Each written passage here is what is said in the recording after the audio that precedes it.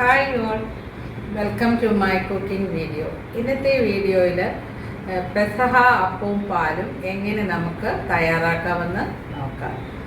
ഈ പെസഹ അപ്പം പല പേരുകളിലാണ് അറിയപ്പെടുന്നത്.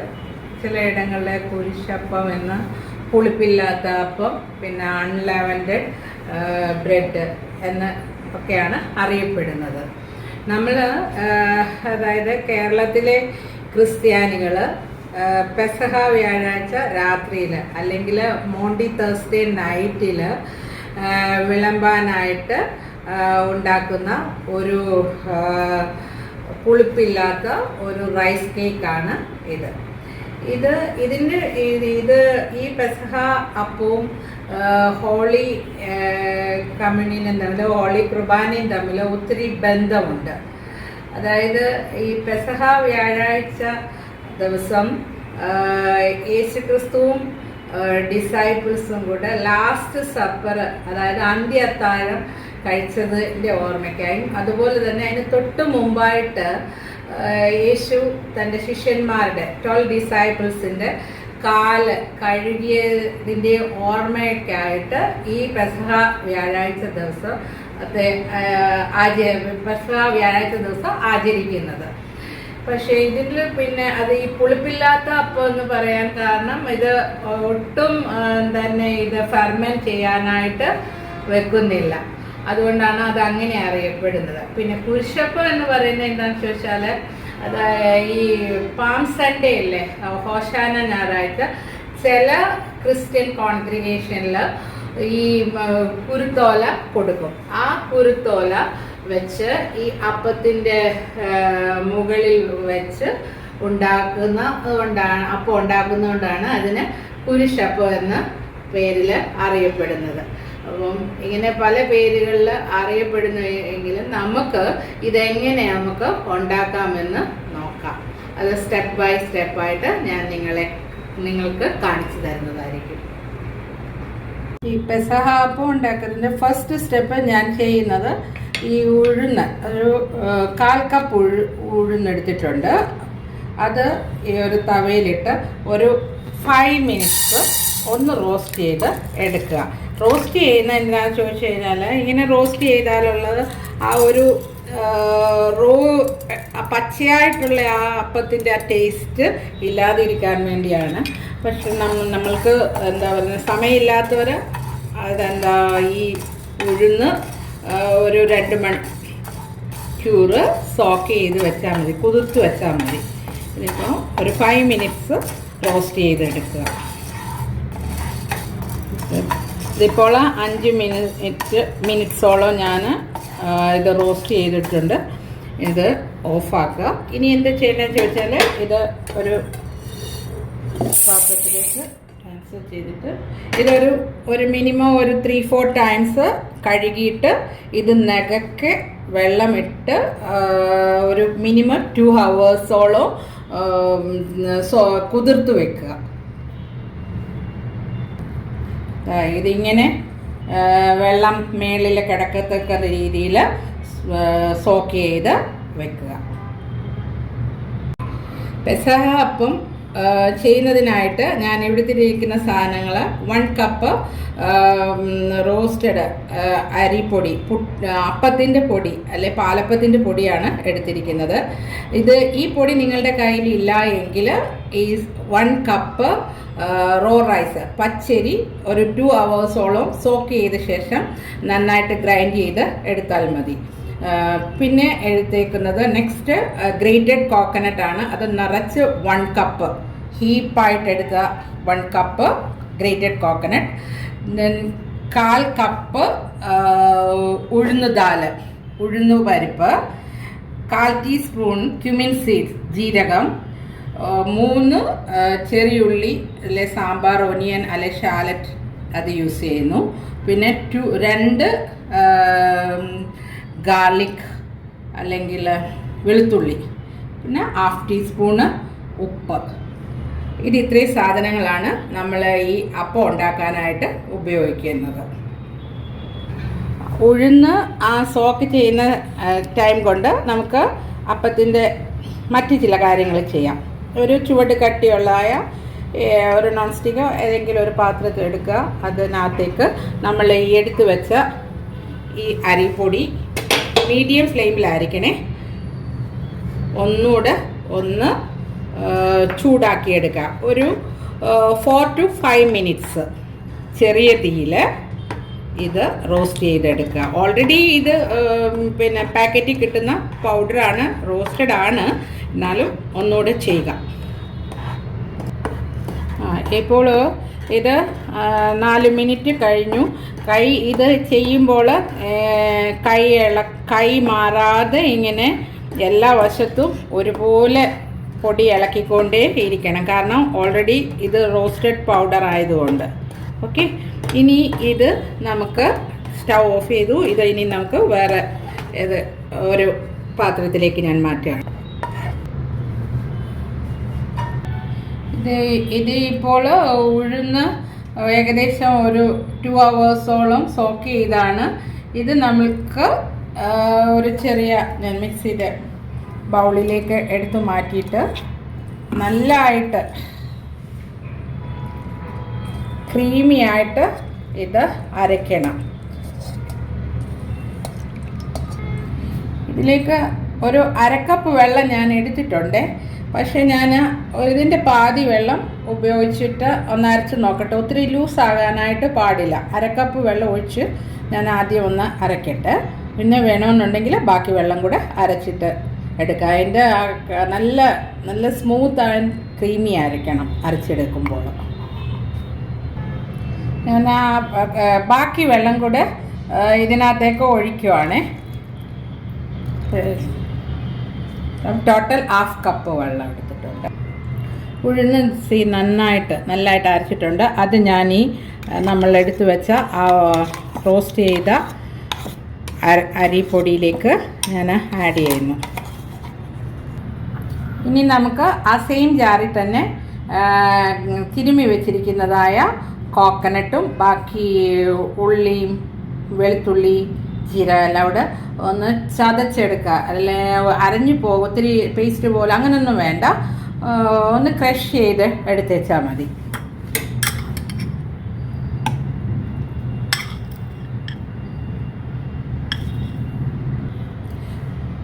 രണ്ട് വെളുത്തുള്ളി, 3 ചെറിയ ഉള്ളി,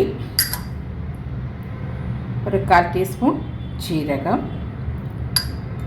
ഇനി ഇതിനകത്ത് ഇതിൻ്റെ പാതി, ഇത് 1/2 കപ്പ് വെള്ളമുണ്ട്, നമുക്ക് 1/4 കപ്പ് ഒഴിച്ച് നോക്കാം.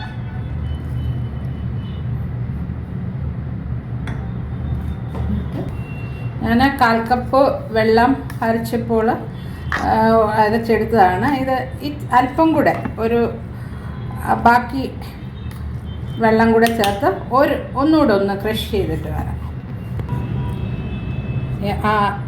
ഇതാണ് അതിൻ്റെ പരുവം. അത് നമുക്ക് ഇതിനകത്തേക്ക് ഇടാം.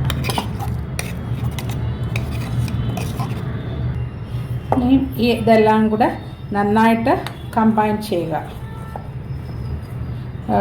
ലംപ്, അതായത് കട്ടയൊന്നും കെട്ടാത്ത രീതിയിൽ തന്നെ ഇത് നന്നായിട്ട് മിക്സ് ചെയ്യുക.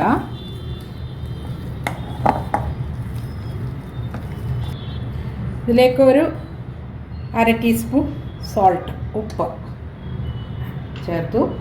പിന്നെ ഈ മിക്സിയിൽ തന്നെ കുറച്ച് വെള്ളം, ഒരു 1/4 കപ്പ് വെള്ളം ഞാൻ ഒഴിക്കുകയാണ്. ഇതിൻ്റെ കൺസിസ്റ്റൻസി നിങ്ങൾക്ക് ഈ വെള്ളം ഇങ്ങനെ കഴുകി ഒഴിക്കുന്നില്ല എങ്കിൽ നിങ്ങളുടെ കയ്യിൽ കോക്കനട്ട് മിൽക്ക് ഉണ്ടെങ്കിൽ ഇതിന് പകരമായിട്ട് നമ്മൾക്ക് കോക്കനട്ട് മിൽക്ക് യൂസ് ചെയ്യാം. അതല്ല എങ്കിൽ ഇങ്ങനെ ഇതേപോലെ വെള്ളം ചേർത്താൽ മതി. 1/4 കപ്പ് വെള്ളം ഞാൻ ഒഴിച്ചപ്പോൾ നല്ല തിക്ക് കൺസിസ്റ്റൻസി ആയിട്ടാണ് ഇരിക്കുന്നത്. നമുക്ക് എന്താ പറയുന്നത്, ഇഡ്ഡലിയുടെ ബാറ്ററിൻ്റെ ആ കൺസിസ്റ്റൻസിയാണ് വേണ്ടത്. അപ്പോൾ ഞാൻ ബാക്കി 1/2 കപ്പ് വെള്ളം കൂടെ ഇതിനോട്ട് ചേർക്കുക. വീണ്ടും ഞാൻ പറയുന്നു, നിങ്ങളുടെ കയ്യിൽ കോക്കനട്ട് മിൽക്ക് ഉണ്ടെങ്കിൽ അത് ഒഴിച്ചാൽ മതി. ടോട്ടൽ എല്ലാം ഇത് കഴുകി ഒരു 1/2 കപ്പ് വേണ്ടി വരും.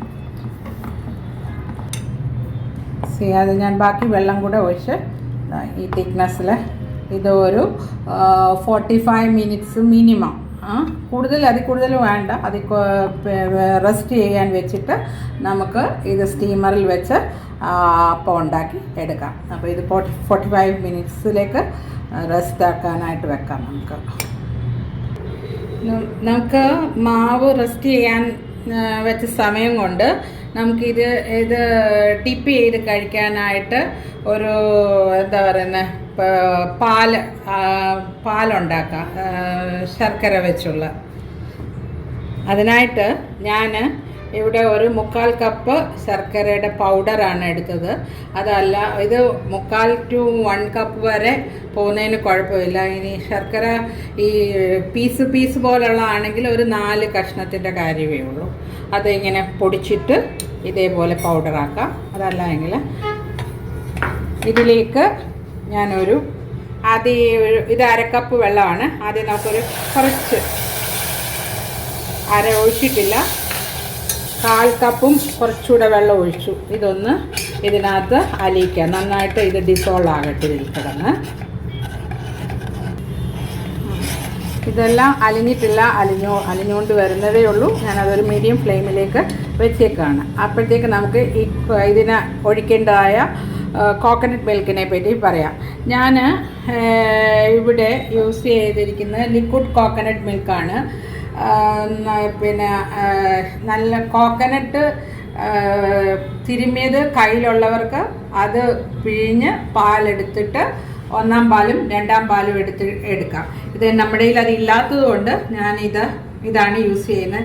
അതേസമയം മിൽക്ക് പൗഡറാണ് നിങ്ങളുടെ കയ്യിലെങ്കിൽ പിന്നെ എന്താ പറയുക തിന്നായിട്ടുള്ള കൺസിസ്റ്റൻസി, അതായത് കട്ടി കുറഞ്ഞ പാലാണെങ്കിൽ ഒരു 1 കപ്പ് വാം വാട്ടറിനകത്ത് 1.5 tablespoon coconut milk powder ചേർത്ത് ഡിസോൾവ് ആക്കി എടുക്കുക. അത് തിക്ക് പാലിന് വേണ്ടിയിട്ട് 1 കപ്പ് വാം വാട്ടറിന്, അതായത് ഇളം ചൂടുവെള്ളത്തിന് 3 ടേബിൾ സ്പൂൺ, അത് 4 ടേബിൾ സ്പൂൺ ആയാലും കുഴപ്പമില്ല, അത് ഡിസോൾവ് ചെയ്ത് അങ്ങനെ മിൽക്ക് എടുക്കാം. എൻ്റെ കയ്യിൽ അത് രണ്ടും ഇല്ലാത്തതുകൊണ്ട് ഞാനിവിടെ യൂസ് ചെയ്യുന്നത് ഈ ലിക്വിഡ് കോക്കനട്ട് മിൽക്കാണ്. നമുക്ക് ഇതിൻ്റെ ആവശ്യത്തിനായിട്ട് നമുക്ക് 2 കപ്പ് കട്ടി കുറഞ്ഞ തിൻ മിൽക്കാണ് വേണ്ടത്. അപ്പോൾ ഞാൻ ഇത് ഏകദേശം 1 കപ്പ് ഒരു പാക്കറ്റ് ലിക്വിഡ് മിൽക്കാണ്. അതാണ് ഇത്. അതിലേക്ക് ഞാൻ അത്രയും തന്നെ 1 കപ്പ് വെള്ളം ചേർക്കുന്നു. അപ്പോൾ നമുക്ക് തിന്നായിട്ടുള്ളതായ മിൽക്ക് ഇവിടെ കിട്ടിയിരിക്കുന്നു.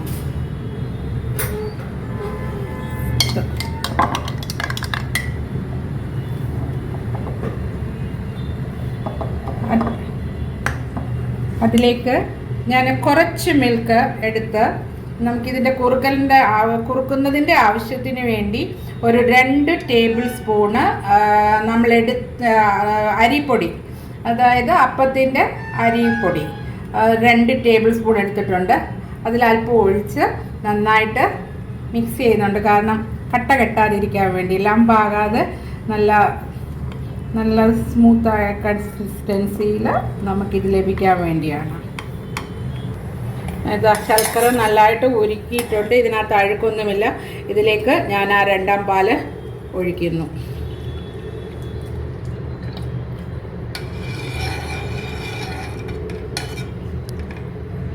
ഒന്ന് ചൂടാകട്ടെ.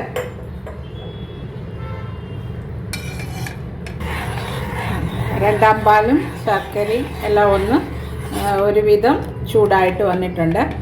ഇപ്പം നല്ല ലൂസിലല്ലേ ഇരിക്കുന്നത്. ഇത് നമുക്ക് തിക്കൻ ചെയ്യാൻ വേണ്ടി, കട്ടിയാക്കാൻ വേണ്ടി ഞാൻ നേരത്തെ ഈ 2-ാം പാലിൻ്റെ അല്പം എടുത്ത് ഈ 2 ടേബിൾ സ്പൂണ് അരിപ്പൊടിയിൽ ഇത് ചെയ്തതാണ്. അത് ഞാൻ ഇതിനകത്തേക്ക് ഒഴിച്ചു. അത് തിക്കാകാൻ വേണ്ടിയാണ്. അപ്പോൾ ടോട്ടൽ നമുക്ക് ഈ അപ്പം ഉണ്ടാക്കാൻ വേണ്ട അരിപ്പൊടി എന്ന് പറയുന്നത് 1 കപ്പ് പ്ലസ് 2 ടേബിൾ സ്പൂൺ ആണ്. ഇത് ഇങ്ങനെ ഇളക്കുമ്പോൾ ഇത് കട്ടിയായിട്ട് കുറച്ച് തിക്കായിട്ട് വരും.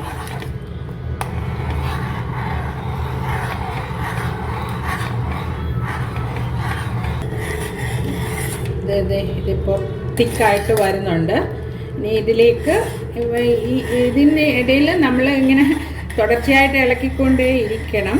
അതാണ് നല്ല, അല്ലെങ്കിൽ അത് ചിലപ്പോൾ പിരിഞ്ഞു പോകാനോ വല്ല പോസിബിലിറ്റി ഉണ്ടാകാൻ ഇടയാണ്. അതുകൊണ്ട് തുടർച്ചയായിട്ട് ഇളക്കിക്കൊണ്ടേ ഇരിക്കുക. അതായത് ഇത് ഒരുവിധം തിക്കായിട്ടുണ്ട്. ഇതിലേക്ക് 1 കപ്പ് 200 ml 1 കപ്പ് മിൽക്ക്, തിക്ക് മിൽക്ക്, കോക്കനട്ട് മിൽക്ക് അത് ആണ് ഇത്.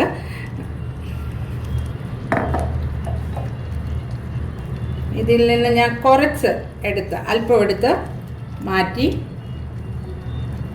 വെക്കുന്നു. അതിലേക്ക് ബാക്കി ഞാൻ ഇതിലേക്ക് ഒഴിക്കുന്നു.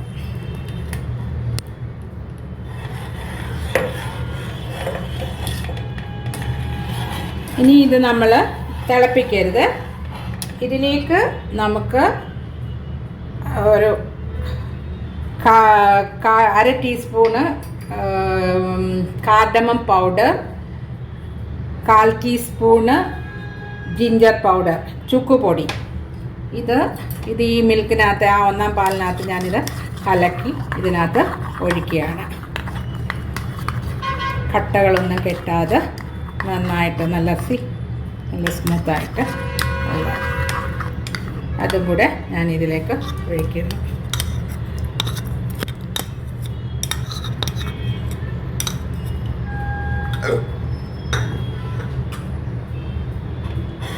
നല്ലതായിട്ട് മിക്സ് ചെയ്യുക. തീ ഓഫ് ചെയ്യുക.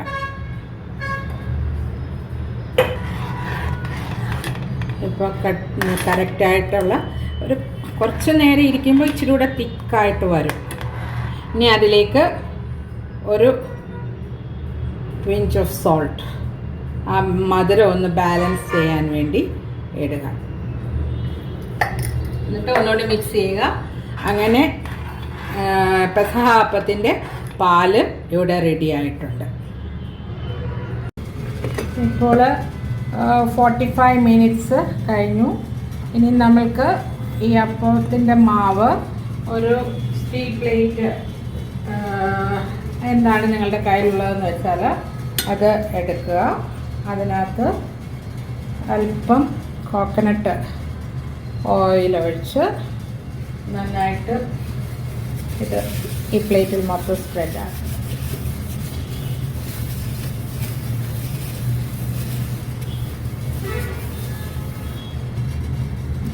ഈ പ്ലേറ്റിലേക്ക് മാവ് ഒഴിക്കുക.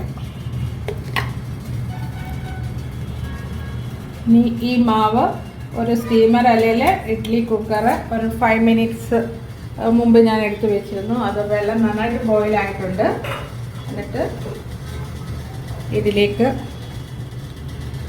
പതുക്കെ ഇറക്കി വെക്കുക. വലിയ സ്റ്റീമർ ആണെങ്കിൽ ഇത് ഒറ്റ പ്ലേറ്റിനകത്ത് നമുക്ക് ചെയ്യാവുന്നുള്ളതേ ഉള്ളൂ. എന്നിട്ട് ഒരു ക്രോസ്, അതായത് ഹോശാന ഞായറാഴ്ച ചില ചർച്ചുകളിൽ ഇത് കൊടുക്കും. അതാണ് ഇതിൻ്റെ മണ്ടയ്ക്ക് ആ കുരുത്തോല കട്ട് ചെയ്ത് ഒരു ക്രോസ് ഞാൻ അതിൻ്റെ മേളിൽ വെച്ചിട്ടുണ്ട്. ഇനി ഇത് മൂടി വെച്ച് അടയ്ക്കുക. മീഡിയം ഫ്ലെയിമിൽ ഒരു 20 മിനിറ്റ്സ് കുക്ക് ചെയ്തെടുക്കുക. നമുക്ക് ഇത് ഇനി കുക്കായോ എന്ന് നോക്കാം.